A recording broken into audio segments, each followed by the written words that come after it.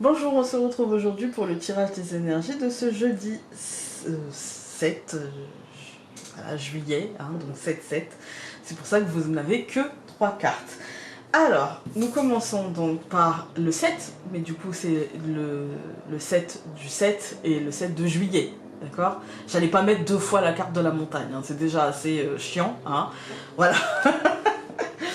Encore une fois, il y a l'idée de prendre les choses avec de la hauteur, d'accepter le rythme des choses, hein, de prendre de la distance en fait, et surtout, donc 7 plus 7 ça nous donne 14, d'éviter les somatisations, d'éviter de transférer ce blocage entre guillemets ressenti énergétiquement en blocage ressenti dans son corps.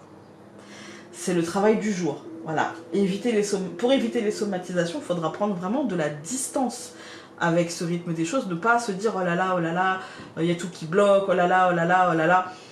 Parce que là, clairement, je pense que ça va bloquer dans beaucoup de choses. Je pense que énergétiquement, ce mois de juillet, je le sens pas forcément lourd pour tout le monde, mais pour certains, ça va être très compliqué. Il y a vraiment des choses qui vont essayer de nous plomber, des énergies qui ne sont pas forcément très bienveillantes. Vous pouvez peut-être le sentir, hein, et des risques de somatisation ou d'anciens réflexes. Des réflexes où on peut se braquer, où on peut vous voyez, se coincer quelque part à essayer de combattre quelque chose qu'il faut nous laisser... En fait, il faut laisser traverser. Il faut arrêter de combattre. Il faut... Enfin, c'est pas vraiment l'idée que je veux transmettre. C'est pas arrêter c'est pas se laisser faire, mais arrêter de combattre des moulins à vent. Vous voyez, de faire des mouvements dans le vide. Il faut économiser finalement ses forces pour essayer de vivre les choses le mieux possible. C'est-à-dire que à force de s'énerver pour tout et pour rien, on va finir par s'user. On va finir par s'user. Donc là, il faut mieux se laisser traverser et puis choisir ses combats, en fait. Choisir ses combats pour arrêter la somatisation. Arrêter. Vous voyez, je vais vous donner un exemple.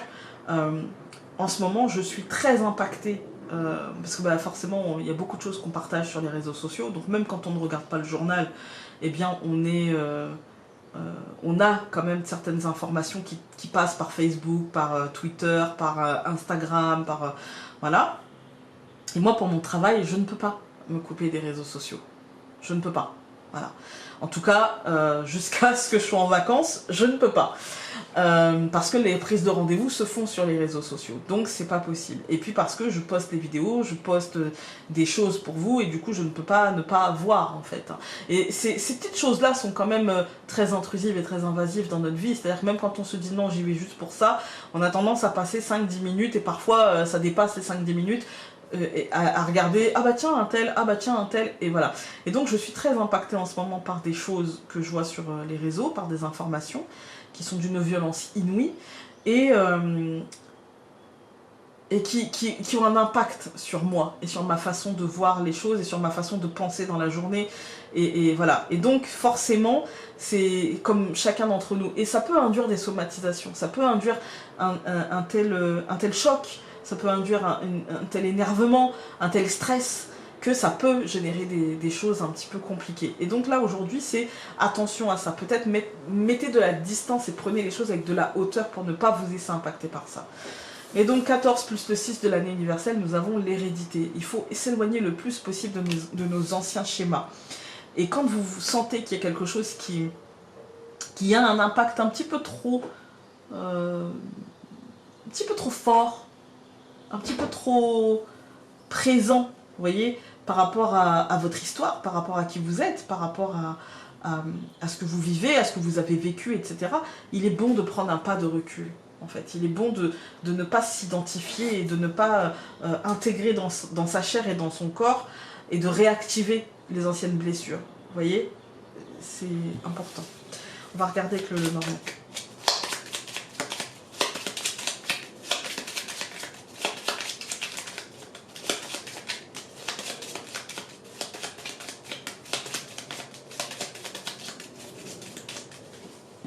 Je coupe le chien et le cavalier.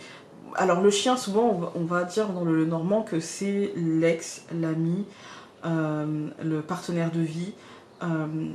Voilà, ça dépend de la lecture, ça dépend le cartomancien, ça dépend la cartomancienne, etc. Moi ici, et avec le tirage du dessus, j'ai l'impression d'y voir des habitudes qui vont revenir, qui auront des schémas qui auront tendance à revenir. Vous voyez, le chien, c'est souvent dans le normand classique, on a un chien représenté dans une cour, donc il y a un mur derrière, on distingue le mur, et on voit une niche. C'est celui qui reste, qui choisit de rester. Parce qu'en vérité, le chien, il pourrait se sauver. En vérité. Il fait le mur, il fait le grillage, enfin, il pourrait très bien se sauver. Mais le chien, c'est celui qui choisit de rester. C'est celui qui a intégré les habitudes, a intégré le quotidien et qui a choisi, en fait, de sa place, vous voyez, dans nos vies. Voilà. Et du coup, la place du chien, c'est aussi bien dans la maison qu'à l'extérieur. C'est celui qui fait partie de l'intimité et qui va là où nous, on a besoin qu'il aille. Vous voyez, pour vous donner un exemple, ça peut être le partenaire de vie ou la partenaire de vie.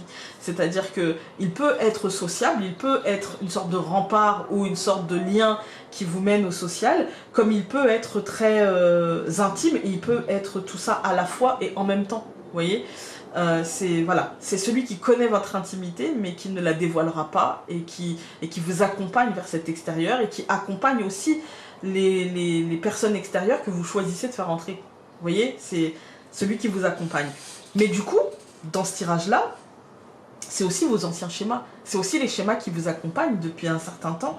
Des schémas qu'il va falloir faire bouger et ne pas forcément réitérer. C'est aussi la bienveillance. C'est aussi l'idée de « je vais faire ça mais sans me faire mal. Je vais faire ça mais sans me blesser. » En fait. Hein. Voilà. On va... Hop, regardez. Donc nous avons la clé, le renard, l'étoile au centre, l'ours et la faux. Vous voyez, on a vraiment un tirage qui tranche par rapport au début de semaine. Hein. On a vraiment un tirage où ça y est, on a compris qu'il ne fallait pas somatiser, on a compris... En fait, on a saisi quelles sont... Peut-être qu'on aura eu la réponse aussi, hein. Peut-être qu'on aura eu des réponses, et qu'elles soient bonnes ou mauvaises, en fait, c'est... Enfin, qu'elles nous ouvrent des portes ou qu'elles nous ferment des portes, c'est quelque chose qui sera bon pour nous en finalité. Même si, en fait, quand ça nous ouvre des portes, on peut avoir l'idée de oh, mais il faut que je fasse ça, il faut que je fasse ça, il faut que je fasse ça, il faut que je fasse ça, il faut que je fasse ça. Voilà. Et puis si on a des portes qui se ferment, et ben on peut se dire oh là là, mais comment je vais faire pour faire ci, comment je vais faire pour faire ça. Voilà. Il y a des questionnements, il y a des... Voilà. Mais pour moi, on est sur de la bonne nouvelle en finalité. Quelque chose qui apportera une forme de prospérité, une forme de réussite en finalité. Vous voyez, c'est un ajustement qui était nécessaire et qui découle de ce qu'on a fait avant, de nos efforts faits avant, et ou non, en fait. Ou non, voilà. Et du coup, c'est les résultats. Mais... quoi qu'il en soit, qu'on ait des résultats qui soient à la hauteur de notre inaction ou de notre action, eh bien en fait c'était le mieux pour nous. En vérité c'était le mieux pour nous. On va tout recouvrir, même l'étoile. Donc je recouvre la clé par le cavalier, je recouvre le renard par le nuage, je recouvre l'étoile par l'homme, je recouvre l'ours par la lettre et je recouvre la faux par la lune. Écoutez, moi cette deuxième ligne en fait elle vient... dire pas exactement la même chose, apporter des précisions, mais surtout quand je ferai les colonnes. Là, dans cette ligne-là, ça nous dit qu'effectivement, on va avancer vers quelque chose dont on n'a pas forcément la vue claire. C'est quelque chose qui concerne notre vie concrète, notre quotidien, par exemple le travail, par exemple l'école, l'emploi du temps, le rythme, en fait. Hein. On avance, mais on avance pas très vite et avec du brouillard, vous voyez ? Et c'est sur des choses concrètes, mais parce qu'en fait, je pense qu'on attend des officialisations qui ne vont pas tarder. Qui ne vont pas tarder, parce que la lune, ça nous marque le cycle. Et je pense que là, avec la faux au-dessus, très clairement, on arrive à une fin de cycle et à une nouvelle, en fait. Hein. C'est la dernière ligne droite et on voit la lumière au bout du tunnel. On a la clé et le cavalier. Là, pour moi, c'est des portes qui vont s'ouvrir, des portes qui vont se fermer, mais surtout des avancées. On va choisir de fermer des portes, choisir d'ouvrir des portes. Même si c'est des choix inconscients, en fait, hein, mais ça reste des choix. on a le renard et le nuage. Ça induit une incertitude sur qu'est-ce qu'on va faire après. Quelle va être l'action d'après. Comment on va faire après. En fait, c'est là le questionnement. On a l'étoile et l'homme. Tout va bien. D'accord? Tout va bien. Là, ça nous rassure en nous disant, ça sera le mieux pour toi. En fait, ce sera le plus doux. Peut-être que tu te sentiras un peu seul dans ce moment-là, mais c'est pas une solitude pour t'accabler, c'est une solitude pour te permettre de choisir en pleine possession de ton libre arbitre. Voilà. On a l'ours et la lettre. Pour moi, c'est l'annonce d'une très bonne nouvelle. Très clairement, c'est l'annonce d'une très très bonne nouvelle qui tranchera peut-être avec les incertitudes assez rapidement. On va regarder avec les anges de l'amour. J'ai hâte d'utiliser l'oracle que je vais vous présenter incessamment sous peu sous forme de maquette. J'ai tellement hâte, vous ne pouvez pas savoir, et pour autant il faut que je fasse la maquette. J'ai tout commencé et il me manque un truc, et sans ce truc là je ne peux pas le faire, et le rythme des choses, je ne peux pas aller chercher ce qui me manque avant ce week-end ou le week-end prochain, parce que le rythme des choses, voilà. C'est chiant. Espièglerie. Pour retrouver l'amour, permettez à l'esprit espiègle et enfantin qui est en vous de se manifester. Tranquille, allégez-vous, tout ira bien. Vraiment. Projetez positivement, tout ira bien. Voilà. Écoutez, j'espère que ce tirage aura pu vous aider aujourd'hui. Et nous, on se retrouve demain pour le dernier tirage de la semaine. Salut!